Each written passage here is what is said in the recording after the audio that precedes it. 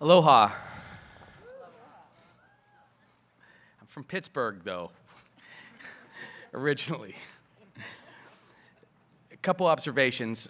First of all, thank you guys. Thank you for enduring the heat and absorbing a little bit of hot air for the next couple minutes. Okay, thank you very much for this. Another observation before I just give brief comments. You look so diverse, more diverse than we were 30 years ago when Marshall and I were here. It looks like Hawaii, and I'm so proud of you and President Val. Congratulations.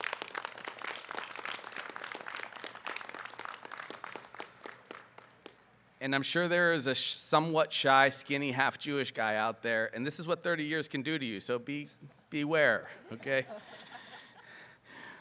So thank you for being here. Thank you for sharing part of your incredible day, your graduation day with us. 2020, 2022, thank you for that. Thank you, President Smith. Thank you, Professor Amy Vollmer. You were wonderful. Thank you, everyone, for letting me share some thoughts with you. I'm just going to tell you a couple stories. Forgive me if they are a little inappropriate. My wife is here horrified now. I never imagined I would get this recognition. I really didn't, from our alma mater. It was 30 years ago, like I said today, that I got to graduate just like you are today.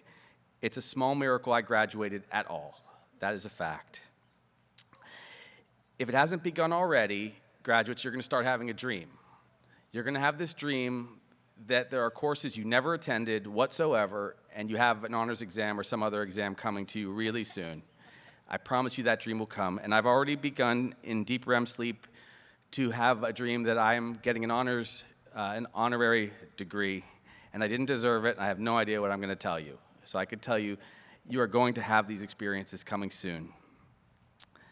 But I'm completely confident that you are going to do extraordinary things.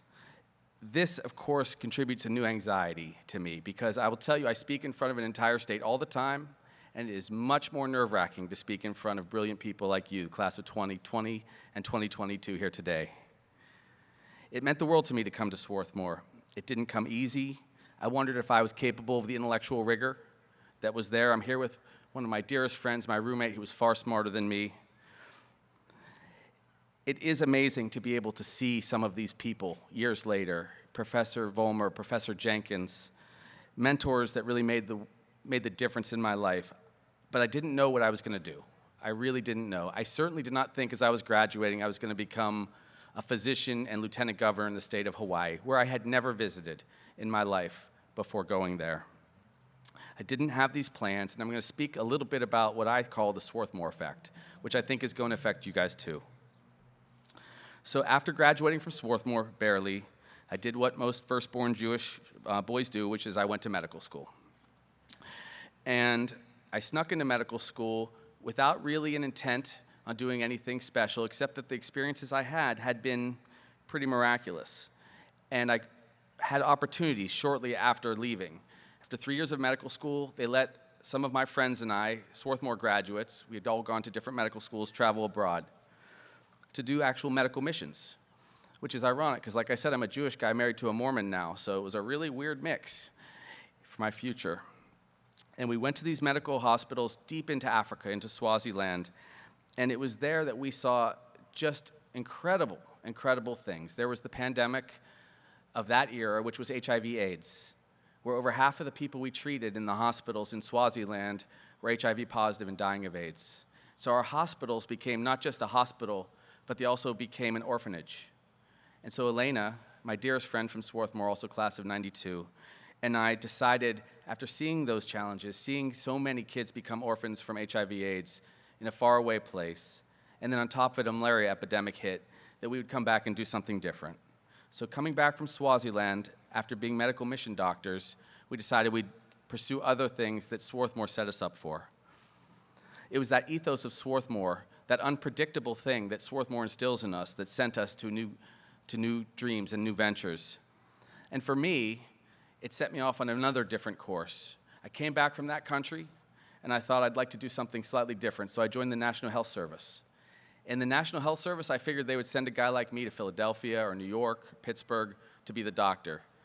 And instead, they gave me 3 options. Go to Northern Maine, go become the doctor in the federal penitentiary system at the Supermax in Oklahoma, or go to Hawaii to be the doctor. And I'd never been to Hawaii, but let's be clear, I chose it over those other 2 options. And when I got to Hawaii, it was just the most incredible thing to be absorbed into a community of 8,000 people, mostly who were Filipina or Hawaiian. They had no care, they had no access to treatment, they were crippled by trauma, and they suffered terribly. But I thought to myself, how can one help them? And here's the first story and one of the lessons I learned in that experience. And I want you to, if you can, just absorb the heat for a second and imagine these bizarre things that can happen in life. The first lesson I learned, an 80-year-old man came into our clinic. He came in long underwear in the Hawaii sun, looked very poor, told me, and forgive the racy part, told me he thought he had syphilis from a recent, very lucky relationship he had fallen into. I couldn't believe it from this 80-year-old who was dressed like this, and he asked me for tests and to care for him. And he wanted the test all within 1 day. And I looked at this man and I judged him. I couldn't imagine what he was talking about, but he wanted care. And so we spent the day together, we ordered the test that would make him comfortable, and I thought to myself, this is the most unusual experience I've ever had with a man. And I thought he was poor, I thought he wouldn't be able to afford his medical care, all the things that we focus on at Swarthmore. And at the end of the day, when I shared with him his tests were fine, that he was normal, he was okay, I said, don't worry, you don't have to pay your bill. I was judging internally. And he reached into his long underwear and he pulled out a wad of $100 bills and insisted on giving $8,000 to our free clinic. And I said to the man, now I have to ask you, really, how could this happen? Who are you? Why are you able to give $8,000 to this free clinic here in the middle of rural Hawaii? And he said, well, before I won the award, didn't have money, but after winning the award, I've been fine. And I said to him, how on earth did you get that money? What award did you get? He said, well, I won the Nobel Prize in chemistry, and I invented the process that led to Cool Whip. Never eat it.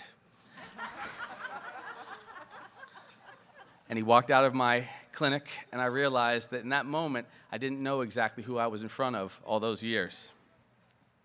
So I ran for office because after 4 years in a rural clinic, I saw too much suffering, and I thought people deserved a little bit better. I went door to door in my scrubs, continued to be an ER doctor, and tried to experience what others were experiencing, which was a need to give back, my Swarthmore colleagues. So I went, like I said, door to door to win an election, and just days before the election, after trying to be an idealistic person and win it that way with ideas, it came out that my opponent was a cocaine dealer, and I was able to win that first election, which was an auspicious way to become a politician. I met my wife, Jamie, 2 weeks later, began a family, began to do my best, now in a space that was very unusual. And it occurs to me that some of you are thinking, the government, I don't know.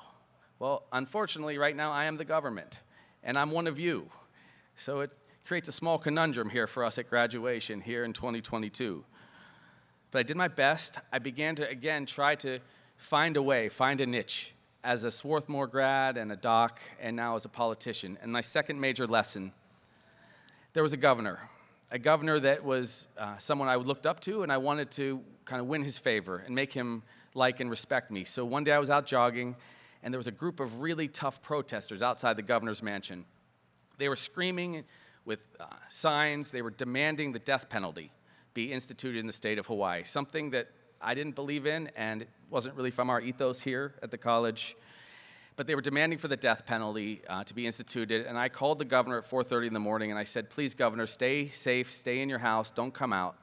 I left a message on his phone. There are people out there that are really going to be ugly to you. No call back, but he, I hope, appreciated it. And the next morning, again at 4:30 in the morning, same or similar protesters were really raising heck outside of his house. And I said, once again, governor, on the phone, please don't come out. People are demanding the death penalty in our state of Hawaii. You can't come out and deal with this crowd. They're irrational. This is not a group that you'll be able to convince. Again, I was trying to get into his good graces as a junior legislator. And then finally, the third morning, I called him because the protesters were still out there demanding the death penalty be instituted in the state of Hawaii, and he answered the phone and he said, "Green, stop calling me, they're filming Hawaii Five-0 outside my house." So I learned once again, you can't always be on the mark, no matter how hard you try. I went on to become lieutenant governor, a position that is basically useless, and that is true. But I tried to make the most of it. And for the third time, I tried to invoke probably the lessons I learned here at Swarthmore. There was an epidemic of measles in Samoa, and in Samoa, people were dying, children were dying. And so once again, we led a medical mission of hundreds of doctors and nurses to Samoa in just 3 days. And in that moment, I realized when people gave us a free plane and vaccinations, that there was a way to really take some of what we had done from all of our years, being aspirational, trying to help people, and give back. And not 6 weeks later, getting fairly top-secret briefings of all things. I'm about the last person you want to give top-secret briefings in the world to. We found out there was a new virus coming out of Wuhan, China, and it was COVID. And it was at that moment I knew the lessons I learned from my professors here at Swarthmore, from the lessons that we learned in medical mission work as doctors and colleagues and friends from Swarthmore, from the pandemic in Swaziland, translated to the pandemic in Samoa, that all of these roads could lead together. And it was not lost on me that the people that got me through Swarthmore and medical school, these beautiful people, these wonderful people, friends like you guys, colleagues, that got me through college and med school, to the National Health Corps in a zigzag way, past a cocaine dealer to get into the legislature, through the Hawaii Five-0 set, to run for lieutenant governor. All of these things really defined for me what the Swarthmore effect is. Though you may not realize it, you as Swarthmore graduates are built for amazing, unpredictable adventures ahead. You will likely lead great things, whether you like it or not, whether you want to or not, in ways that will mean the world to those around you. So thank you again. Thank you for including me in your very special day. Thank you for enduring the heat. Thank you for showing us so much warmth as people who graduated years ago like you, but who have the honor of a lifetime. I love you very much.